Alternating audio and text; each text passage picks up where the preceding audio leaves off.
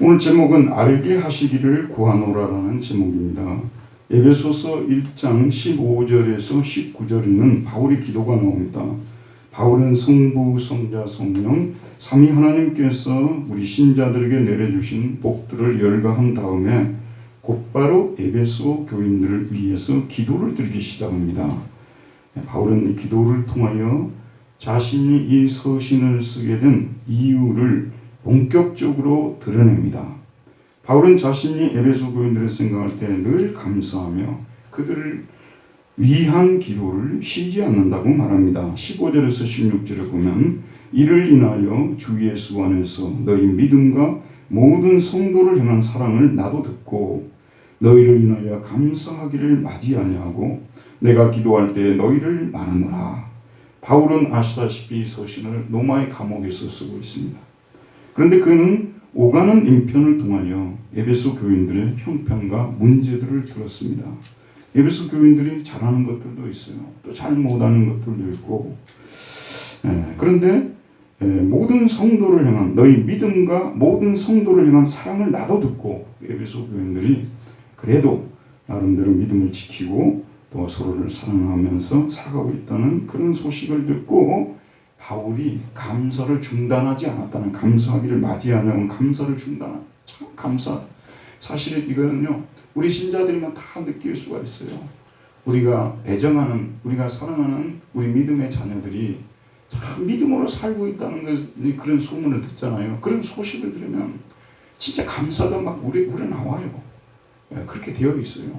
그리고 또 이렇게 기도를 드리지 않을 수 없게 되는 것이거든요. 여러분, 사랑을 하면 기도를 하게 되어 있어요. 사랑을 하면 기도를 드리게 되어 있습니다. 사랑을 하면 기도를 드릴 수밖에 없어요. 그래서 바울은 그 에베소 교인들은 어떻게 보면 바울이 너무 오랜 세월이 지나서 이제 자신들은 잊어버리고 별로 관심도 없고 그렇다고 생각할지 모르지만 바울은 여전히 에베소 교인들을 기억하고 또 사랑하고 감사하고 기도를 드리고 있다는 것입니다. 제가 가끔씩 설교에서 말씀드립니다만 우리가 그나마 이 모습이라도 이렇게 나와서 하나님께 예배 드릴 수 있는 것은 이 주일날 오지 못하는 시간에 우리 성도들이 서로를 위해서 많이 기억하고 기도하기 때문이라는 것을 잊지 마시기 바랍니다. 원래 하나님께서 우리 혼자 독불장군으로 신앙생활을 하게끔 만들어 놓지 않으셨어요. 서로의 도움을 통해서 신앙생활을 하게끔 만들어 놨습니다. 그래서 우리가 비록 몸은 만나지 못하지만 영적으로 성도의 교제가 이번 한 주간 동안도 계속 되어졌다는 것이에요.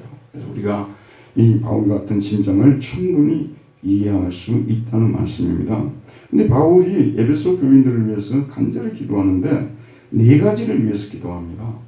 첫 번째는 하나님을 알게 해달라고 기도를 하고요. 두 번째로는 하나님의 부르심의 소망이 무엇인지를 알게 해달라고 기도하고, 세 번째로는 하나님의 기업의 영광의 풍성이 무엇인지를 알게 해달라고 기도하고요. 네 번째로는 그들에게 나타난 하나님의 능력의 지극히 크심을 알게 해달라고 기도를 드리고 있습니다.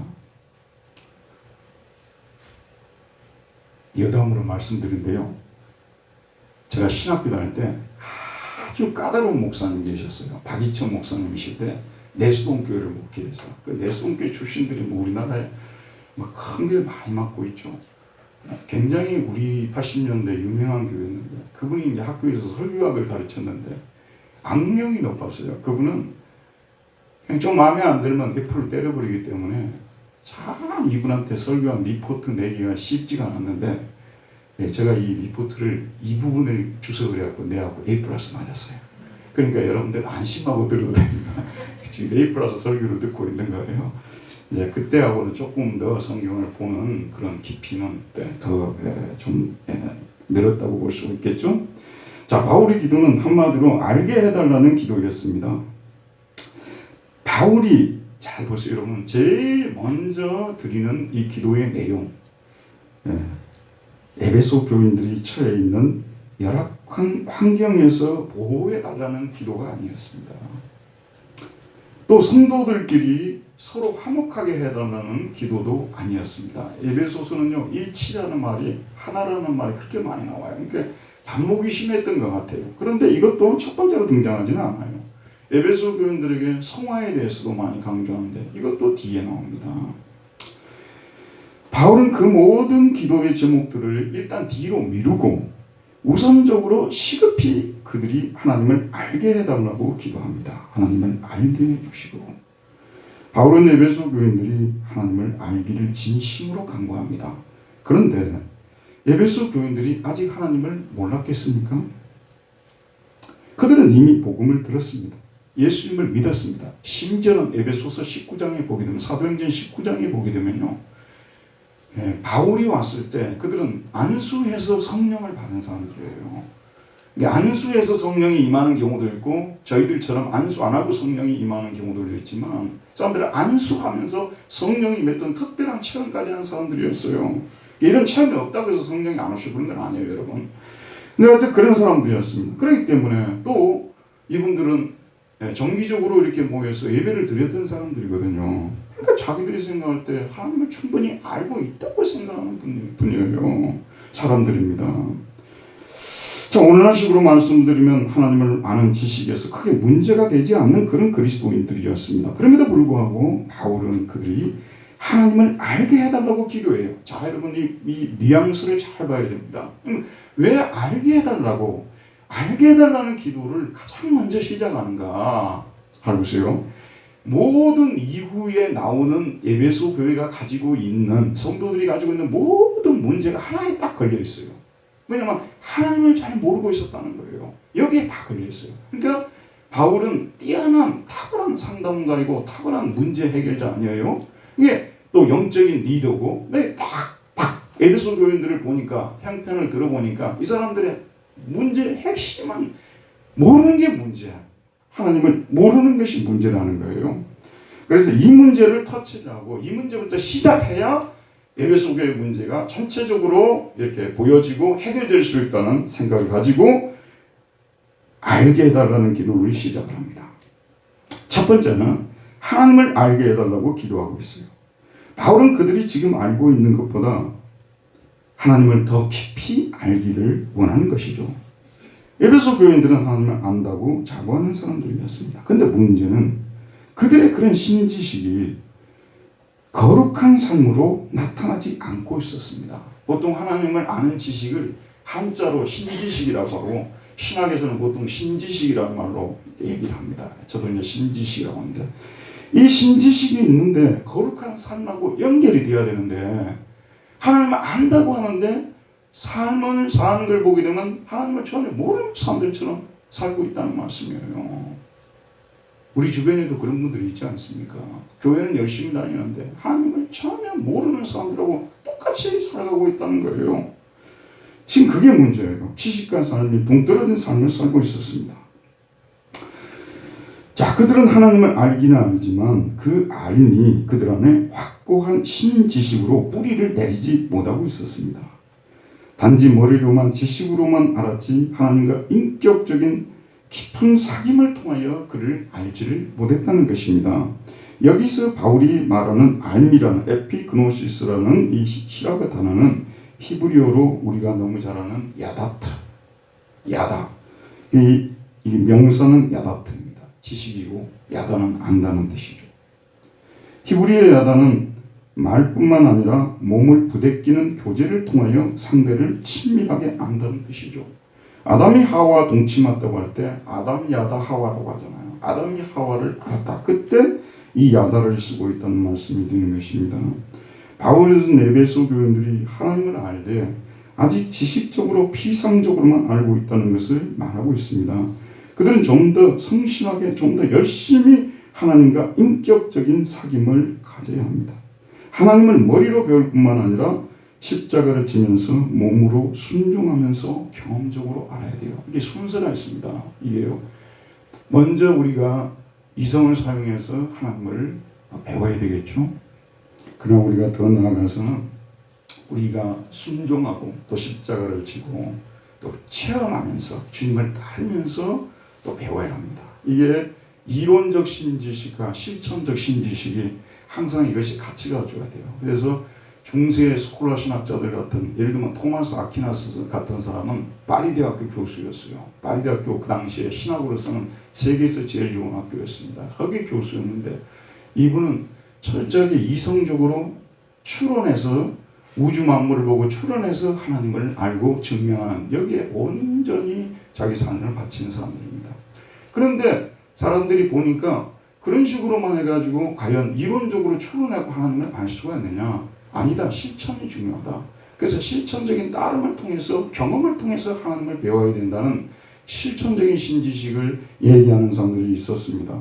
우리가 하나님을 아는 데 있어서 이성의 작용도 필요해요. 그리고 또 실천도 필요합니다. 그러나 하나님을 아는 데 있어서 정말로 중요한 것이 무엇이냐 하면 성령님의 도우심입니다.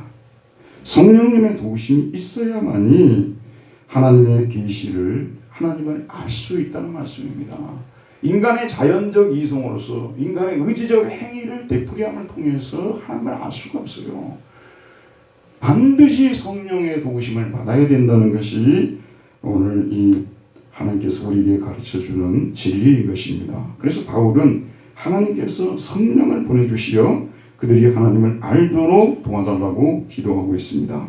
우리 주 예수 그리스도의 아버지, 17절에 보면 우리 주 예수 그리스도의 하나님 영광의 아버지께서 지혜와 계시의 영을 너희에게 주사 하나님을 알게 해주시고, 여기 보게 되면 영광의 아버지께서 지혜와 계시의 영, 성령님을 말하고 있죠. 성령. 여러분, 하나님을 알려면요, 하나님을 알고 하나님께 속한 것을 알려면 반드시 하나님의 영의 도움이 필요합니다. 고린도전서 2장 11절에 보면 사람의 사정을 사람의 속에 있는 영 외에는 누가 알리요? 이와 같이 하나님의 사정도 하나님의 영 외에는 아무도 알지 못하느니라. 하나님이 누구신가는 하나님의 영 외에는 누구도, 물론 우리 이성을 통해서 또 실천을 통해서 어느 정도는 알아요. 그러나 정확하게 온전하게는 절대로 알 수가 없습니다, 여러분. 그래서 성령의 도움을 통해서만 알 수 있다고 성경이 말하고 있어요. 바울은 하나님의 영을 지혜와 계시의 영, 푸누마가 영이거든. 소피아, 지혜의 영, 그리고 아포칼립세오스, 계시의 영. 자, 성령님은 어떤 영이냐? 하나님이 누구신지를 알려주시는 영이라는 거죠. 닫혀 있는 하나님의 계시를 열어서 보여주시는 영이십니다. 아포칼립시스가 이거 히라고예요. 아포는 깨어난다는 뜻이고, 이 칼립소시, 이거는 칼립시스, 이것은 뭐냐면 휘장 같은 거예요. 자, 그럼 영어로는 리빌레이션이라고 여러분 하지 않습니까? 계시를 리빌레이션이라고 하죠. 그런데 우리 말로 번역을 할 때 10개, 그다음 보일시 이렇게 번역을 했어요. 10개 열어서 보여준다는 뜻이에요. 10개 보일시. 왜 계시가 10개 보일시예요? 열어서 보여주신다는 거죠. 바울이 쓴 이 편지를 받았던 당시의 에베소 교인들의 문제는 무엇이었는가? 자, 그들이 성령님에 대해서 캄캄했어요. 성령님에 대해서 캄캄했어요. 성령의 지시, 가르치심, 인도 이런 것들에 대해서, 은사 이런 것들이 굉장히 이 사람들이 닫혀 있었어요. 그 결과로 성령의 인도를 받지 않으니, 성령의 도움을 받지 않으니 하나님을 알 수가 없는 거예요. 그리고 하나님의 계시도 이해할 수가 없게 된 것이요. 그 결과로서 그들은 지혜 없는 자가 되었어요. 여러분, 지혜라는 말을 많이 쓰잖아요. 지혜 있는 자라는 말을 많이 쓰죠. 지혜 있는 자는 하나님을 아는 자가 지혜 있는 자예요. 하나님을 모르는 자가 지혜 없는 자예요. 지혜 있는 자는 하나님을 아는 자. 자, 여러분들은 다 지혜가 있는 분들이에요. 공부는 못해도 지혜는 있는 분들이에요. 예, 이 공부 잘하는 거하고 이거는 지혜하고는 관계가 없어요. 지혜는 하나님을 아는 것이니까. 아시겠죠, 여러분?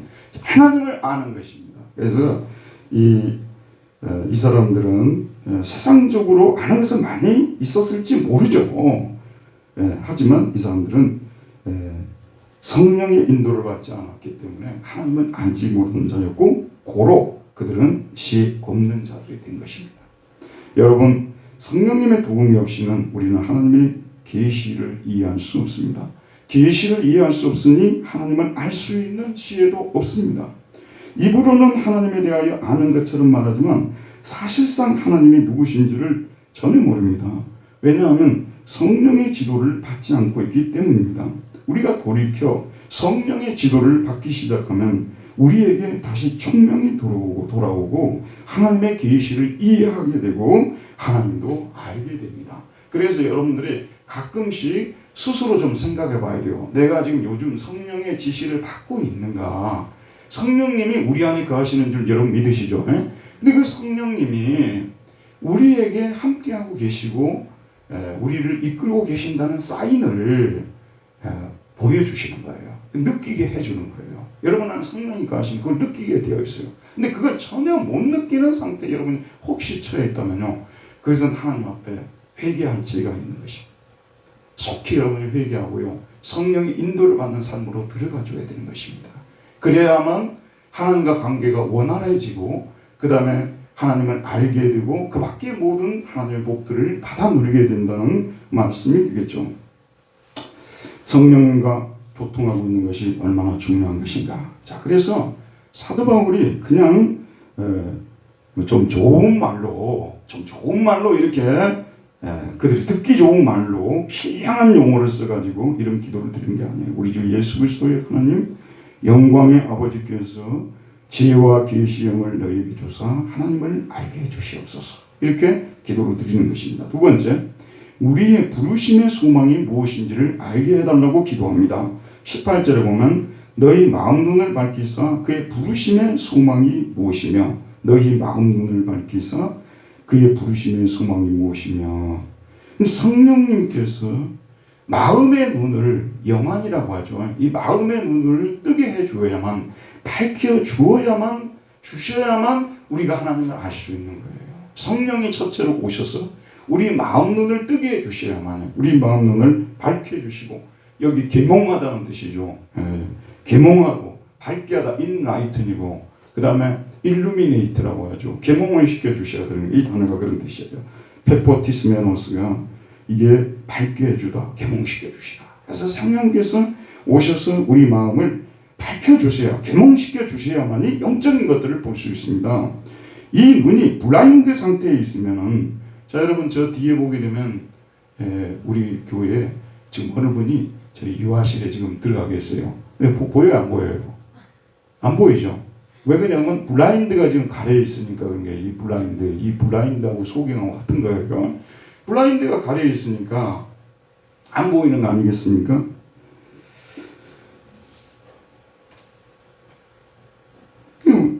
이렇게 저쪽에서 막 손을 흔들고 그래도 제가 볼 수가 없어요. 가려져 있으니까. 성령님께서 우리 마음을 열지 않으면요, 하나님께서 왜, 무엇을 위해 우리를 부르셨는지에 대해서 부르심의 소망을 전해하지 못합니다.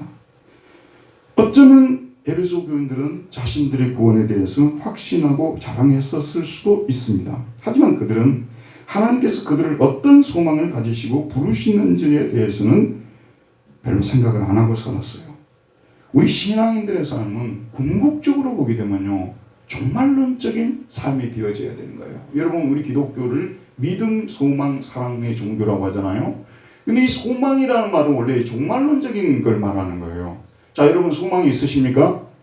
어떤 소망이 있으십니까? 마지막 날에 부활한다는 소망을 말하는 거예요. 신령한 몸을 입고 하늘나라에 사는가, 영원히 산다는, 그게 우리 신자들이 가진 진정한 의미에서 소망인 것입니다. 하나님과 하나님의 말씀을 듣고 천국에서 살아가는 삶, 이것이 우리 신자들이 가지고 있는 소망인데, 우리 신자들은 그래서 은혜를 받고 나면요, 이 종말론적인 지평이 생겨나는 거예요. 여러분, 예수 안 믿는 사람들 중에서 유물론적인 사고를 가진 사람들은요, 끝에 가면 우리 모두가 분해되어서 없어져 버려요. 영혼이라는 것도 결국은 화학 물질들이 결합되어 있는 것이니까 죽으면 그냥 이게 해체돼서 없어져 버리는 것이거든요. 그러나 우리는 뭐냐면 종말론적인 지평이 하나 새로 등장해요. 안 믿는 사람들은 가질 수 없는 그런 종말론적인 지평이 등장하게 되죠. 그럼 우리는 종말론적인 전망과 기대를 가지고 살아가게 되는 거예요. 처음에 에베소 교인들은 그렇게 했어요. 은혜 받았을 때는 이 세상이 그냥 끝나는 게 아니고 이 세상이, 새로운 세상이 펼쳐지게 되고 신령한 몸을 입고 우리가 거기에 참여하는 인생이 된다는 것을 그들 믿고 살았습니다. 근데 믿음이 떨어지게 되면요, 어떤 현상이 나타나냐 그러면요, 여러분 잘 들어보세요. 우리가 믿음이 자꾸 약해지게 되지 않습니까? 그러면 우리의 신앙의 미래적 지평이 별로 없어져 버려요. 미래의 하나님을 위해서 어떻게 살 것이냐, 이게 별로 없어져 버려요. 현재에 연연하는 삶이든지 과거의 추억 속에 살아가는 삶으로 되어져 버리는 것입니다. 미래적인 종말론적인 지평이 없어져 버리는 거예요. 그래서 사이비 종말론은 문제이지만 건전한 종말론은 우리 기독교 신앙의 골격을 이루는 것입니다. 그래서 믿음, 사랑, 소망의 종교 아니겠습니까? 그런데 이 에베소 교인들이 믿음이 약해지다 보니까 소망의 지평, 종말의 지평이 사라져 버리는 것이에요. 여러분, 종말의 지평, 산 자와 죽은 자를 심판하시는 하나님 앞에 산다는 그것이 없어져 버리면요, 윤리라는 것도 없어져 버리는 거예요. 이 종말과 윤리는 같이 가는 거예요. 여러분, 하나님 앞에 마지막에 서서 하나님이 내 행위를 모두 물으신다고 생각한다면 바르게 살지 않을 수 없는 거 아니겠습니까, 여러분? 그래서 이 종말론적 지평과, 근데 이 사이비 종말론의 문제점이 뭐냐면요, 현실로부터 이 사람은 도망가는 것이기 때문에, 빠져나가는 것이기 때문에 윤리에는 보통 관심이 없는 거예요. 그러나 건전한 종말론은 반드시 윤리적인 모습으로 나타나야 되는 거예요. 칼바르트라는 독일의 유명한 신학자 그런 얘기 있어요. 우리는 종말론자로서 윤리주의자가 돼야 되고 또 윤리주의자로서 종말론자가 돼야 된다, 그런 말씀을 했어요. 그것은 초기에 이분이 아주 건전하게 신학을 할 때 그 유명한 말을 했는데 정말로 맞는 말씀이에요. 종말론자로서 우리는 윤리주의자들이 돼야 되는 거예요. 또 윤리주의자로서 종말론자가 돼야 되는 것이고요. 자, 그런데 지금 이 사람들이 눈이 그냥 영안이 흐려져 버리다 보니까 미래를 바라보지 못하고 현재 연연하는 삶으로 되어지게 되는 것입니다. 그러나 성령께서 역사하시어 그의 마음의 눈이 열려지게 되면 드디어 하늘이 보이고 미래가 보입니다. 다가오는 하나님의 미래 제국의 건설을 위해서 내가 무엇을 해야 하는지, 내가 무엇을 하나님을 위해서 해야 하는가라는 이런 삶의 전제가 없다면요, 목표가 없다면 저와 여러분이 사는 삶이란 게 도대체 뭐냐 그 말이에요. 사실 예수 안 믿는 사람과 우리가 뭐가 그렇게 차이가 나냐 그 말이에요. 아까도 제가 말씀드렸습니다만 윤리 도덕의 기준에서 보자면요, 안 믿는 사람들 중에서 우리보다 뛰어난 사람들 많아요. 여러분, 그거 절대 안 인정하고 싶을 거예요. 많다니까요. 많은 거예요. 그러나 우리와 그들이 다른 점 무엇이냐, 우리는 이 마지막 종말론적인 소망을 가지고 살아가는 사람들 아니겠습니까? 그래서 이 마음의 눈이 떠지게 되면은 이 부르심의 소망이, 왜 하나님께서 나를 부르셨는지 부르심의 소망을 알게 되는 거예요. 그래서 미래를 준비하는, 투신하는 하나님의 일을 위해서, 제가 가끔 가다가 이런 생각이에요. 뭐 우리 교인을 두고 한 얘기가 아니라 제가 아는 어떤 분 중에서 중소기업을 해가지고 돈을 엄청나게 벌었어요. 예전에는 그냥 저하고 그냥 가볍게 이렇게 말하고 그런 사이였는데 요즘 말하기도 어려운 분이 얼마나 성공을 해가지고 돈을 많이 벌었는지. 내가 속으로 항상 그 생각을 하는, 우리 교회 다니지 않고 저 다른 교회 다녀요. 그런데 제가 속으로 항상 무슨 생각을 하냐면, 도대체 돈 벌어가지고 좋은 집 짓고 좋은 차 사고 그 다음에 정말 모든 명품으로 그냥 이게 다 그냥 치장하고 다니고, 사실 그렇게 하고 그냥 그것으로 끝나버린 인생이라면은 도대체 인생이 뭐냐 그 말이에요. 저는 다른 말씀으로 드리면 그 돈을 가지고 정말 하나님을 위해서 여러 가지 좋은 계획들을 세우고 그런 계획들을 이렇게 가지고 좀 인생을 새롭게 살았으면 좋겠어요. 여러분, 돈 버는 것이 무슨 잘못이겠어요. 그러나 그런 비전이 없다면, 그런 미래에 대한 계획이 없다면, 부르심의 소망이 무엇인지를 모르고 살아간다면 여러분, 얼마나 안타까운 인생이 되겠습니까? 얼마나 안타까워. 그래봤자 나중에 죽을 때는요, 아무것도 가져가는 것도 없어요. 후손들한테는 좋겠죠. 아무것도 가져가는 것도 없어요. 근데 주를 위해서 좀 멋지게 살아갈 수 없냐? 부르심의 소망이 무엇인지를 여러분들도 정말 하나님께 기도하시길 바랍니다. 내 마음 눈을 밝혀서 부르심의 소망이 무엇인지를 알게 해 주시옵소서. 그 다음 세 번째, 성도 안에서 그 기업의 영광의 풍성이 무엇인지를 알게 해달라고 기도해야 됩니다. 18절에 보면 성도 안에서 그 기업의 영광의 풍성함이 무엇이며, 영의 눈이 닫히게 되면요, 자신을 위해 예비되어 있는 기업들이 보이지 않습니다. 하늘의 기업이 보이지 않으면요, 세상의 기업밖에 보이는 게 없습니다. 당시 에베소는 로마 제국의 소아시아의 수도로서 상업이 발달했고, 또 아데미 여신, 온 소아시아 사람들이 섬기는 아데미 여신을 섬기는 신전이 있었잖아요.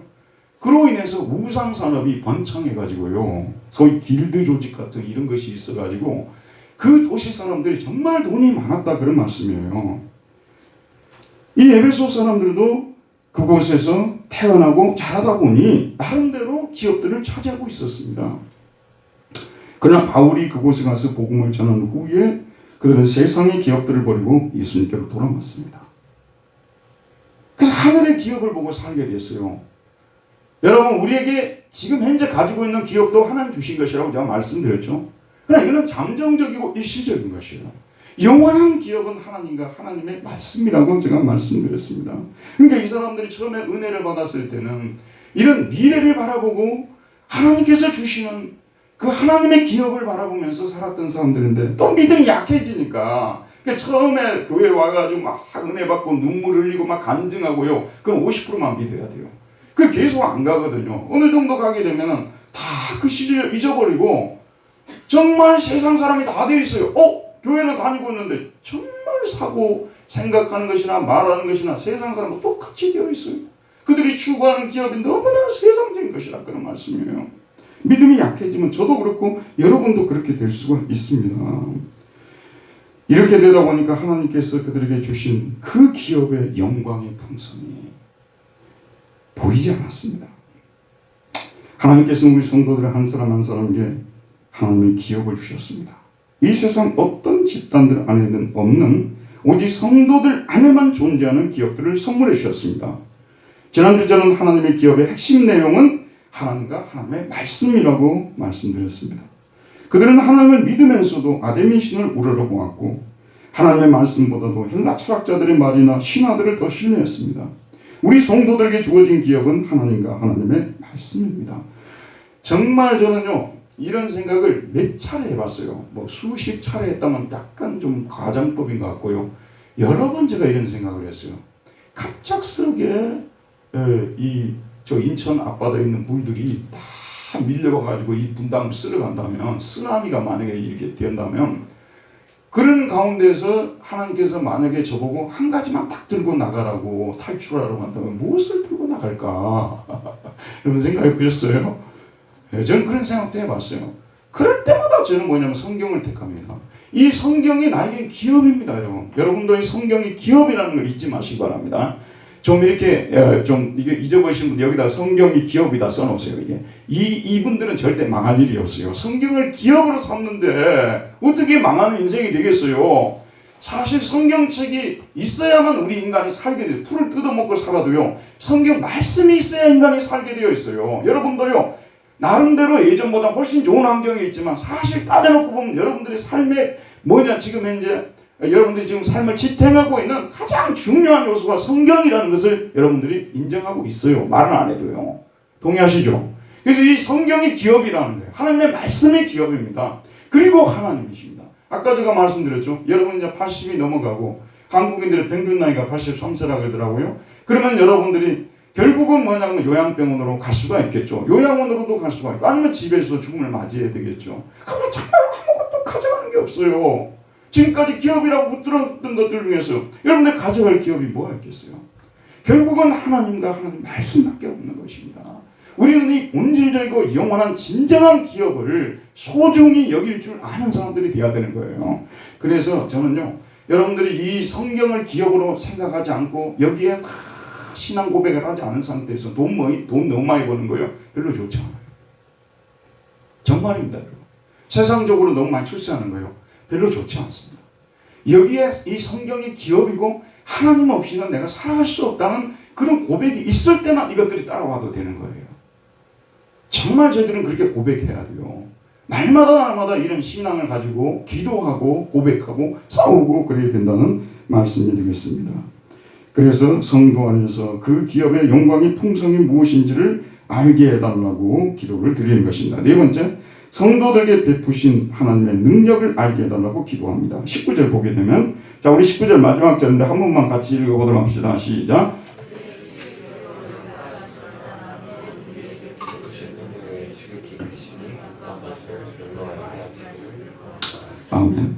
에베소 교인들은 바울이 떠난 후에 믿음이 약해졌어요.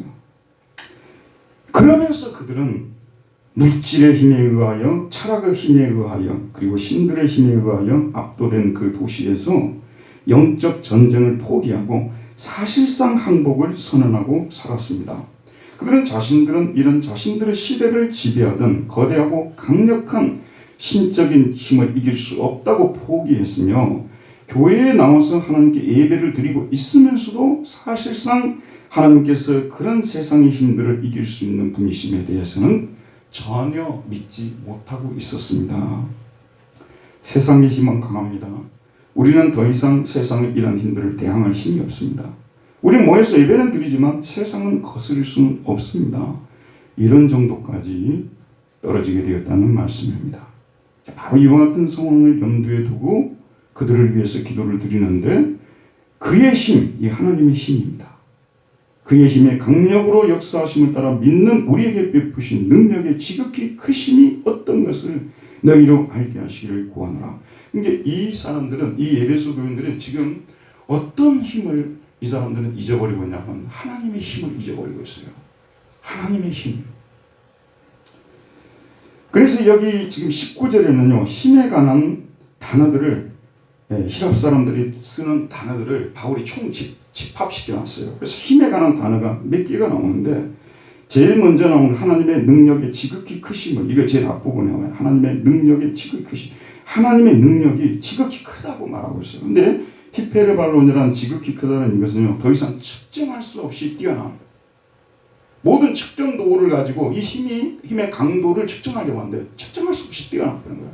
너무 강력하기 때문에 이 힘을, 인간의 이 자를 가지고 측정할 수가 없다, 그런 말씀. 그렇게 뛰어난 능력이라고 말하고 있어요. 그 다음에 메게소스라는 단어를 또 쓰고 있는데, 잘 아시는 대로 메가톤급 할 때 이 메게소스입니다. 그러니까 이 하나님의 힘을 수식하고 있는 거예요. 얼마나 강력한 힘이냐.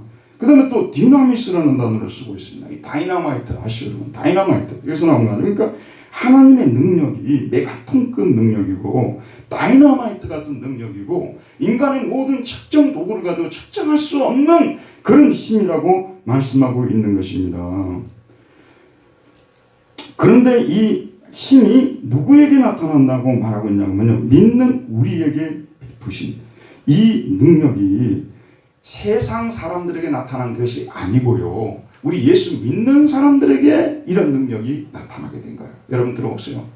사실 에베소 교인들은 너무 우상에 찌들린 그런 도시에서 살고 있었기 때문에, 아데미 우상 신전이 있었잖아요. 지금 이게 세계 7대 불가사의 중에 들어가는 거 아니에요.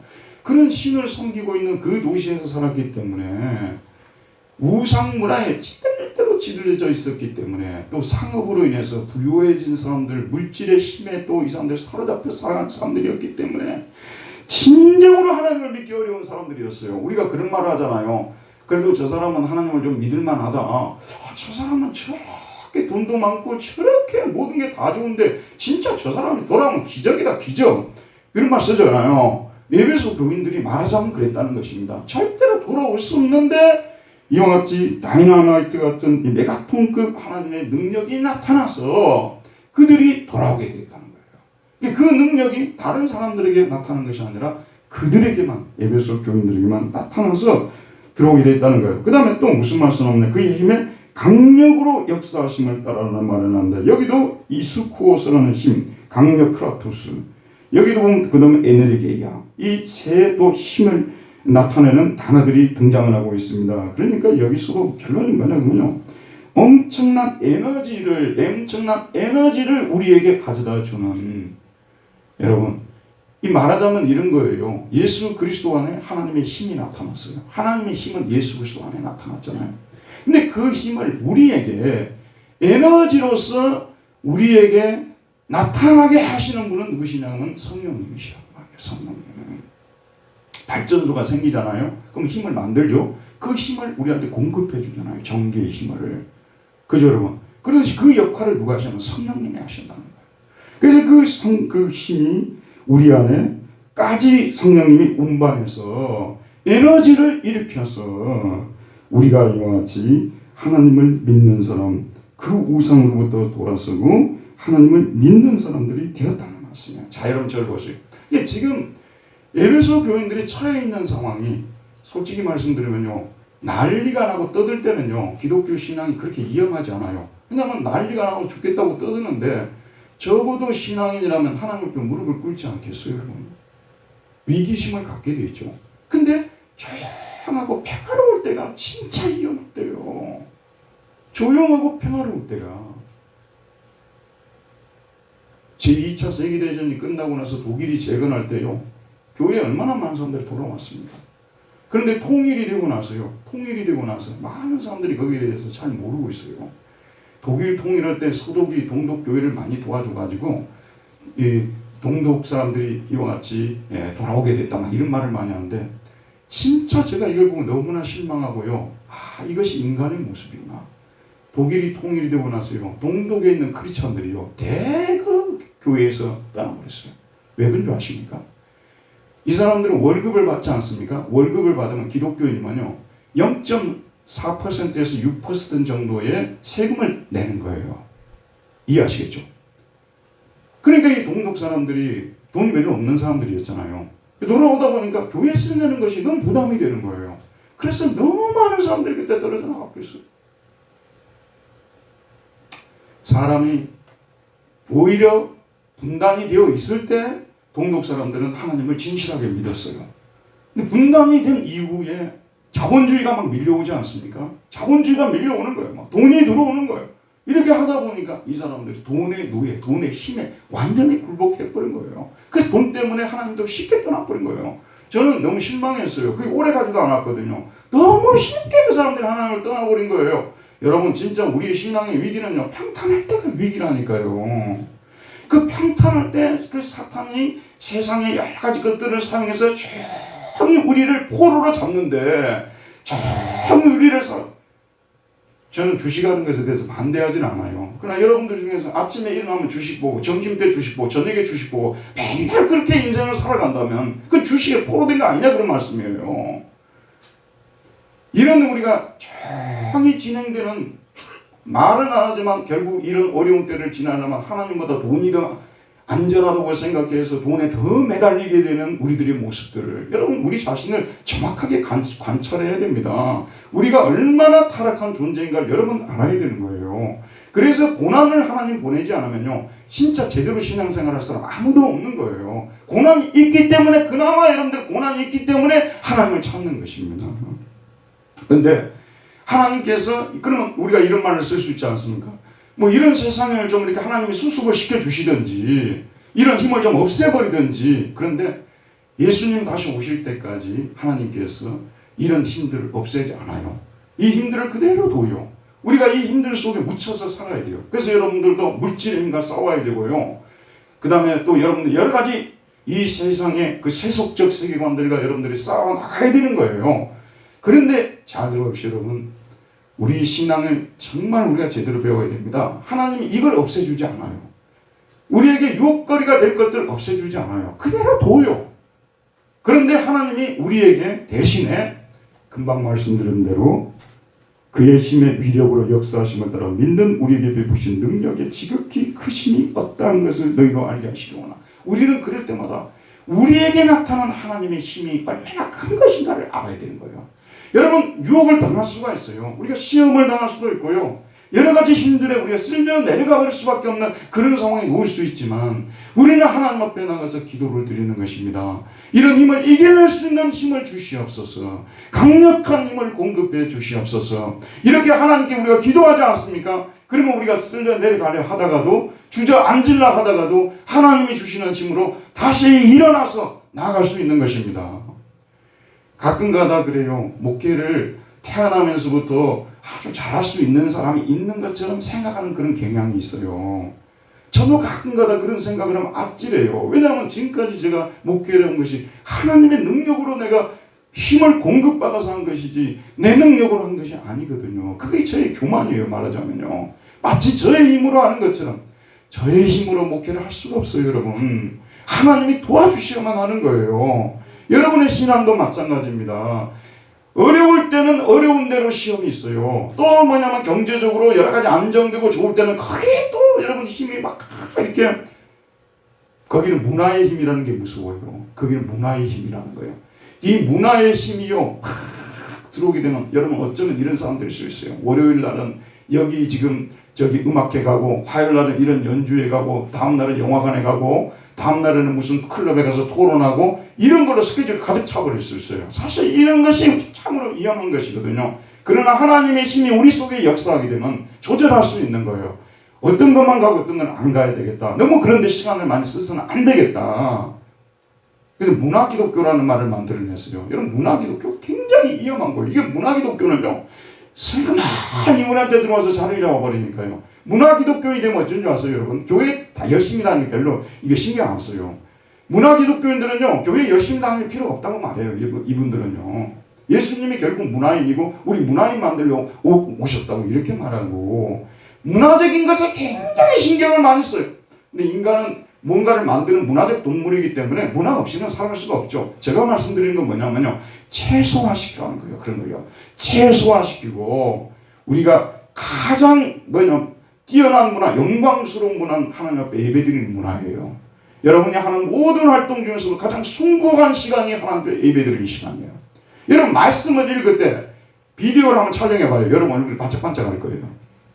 말씀을 읽을 때 하나님께서는 우리에게 힘을 주십니다. 그 힘은 어떤 힘이라고요? 초강력의 힘이라니까요. 그것이, 그 힘이 우리 속에 에너지를 일으키게 될 때 우리는 약할 때 강해지고 다시 또 일어날 수가 있고, 이 세속의 여러 가지 힘들과 싸워 이길 수가 있고, 신앙의 유혹들을 헤쳐나갈 수 있는 것입니다. 제가요, 이런 말씀 드렸는데, 제가 독일이라는 나라에서 16년 있었지 않습니까? 하나님이 저를 특별히 사랑하고 분당 두레교회 교인들을 저는 사랑해서 저를 보냈다고 생각해요. 먼저 그 문화 기독교 속에 살아보게 하셨던 거예요. 그게 지금 우리 대한민국도 소득이 높아지면 높아질수록 문화 기독교가 되는 거예요. 이 문화 기독교는 정신 바짝 차리지 않으면요, 금방 거기에 넘어가 버리는 것입니다. 요즘 같은 경우는 인터넷으로 예배까지 드리니까요. 여러분, 얼마나 정말 신앙생활하기 좋아진 세대가 되었습니까? 누가 교회 오라고 하면은 이제 그 사람이 문제가 되어버리는 시대 속에 우리가 살아가고 있지 않습니까? 물론 코로나기 때문에 우리 이 규칙을 지켜야 되기 때문에 하는 부분도 있지만, 사람들 속에 이런 생각이 슬그머니 들어가 버렸어요. 여러분, 제가요, 우리 분당드렸교회 저거 이 설교 들으려고 들어가지 않습니까? 목사님들 설교 6개가 줄줄이 떠 있어요. 그래서 저도 가끔씩 들어요. 여러분도 가끔 들어도 돼요. 저는 문제가 안 돼요. 근데 문제는 뭐냐면, 그런 식으로 우리 신앙이 자꾸 되다보게 되면은요, 결국은 누가 손해보냐? 우리가 손해봐요. 사람들은 어떻게 말할지 모릅니다. 그래도 저는 이와 같이 주일이 되게 되면 함께 우리 믿음의 사람들이 모여서 예배를 드리고, 우리가 함께 주의 일을 하고, 이와 같이 이것을 하나님이 세우셨다고 저는 보고 있고요.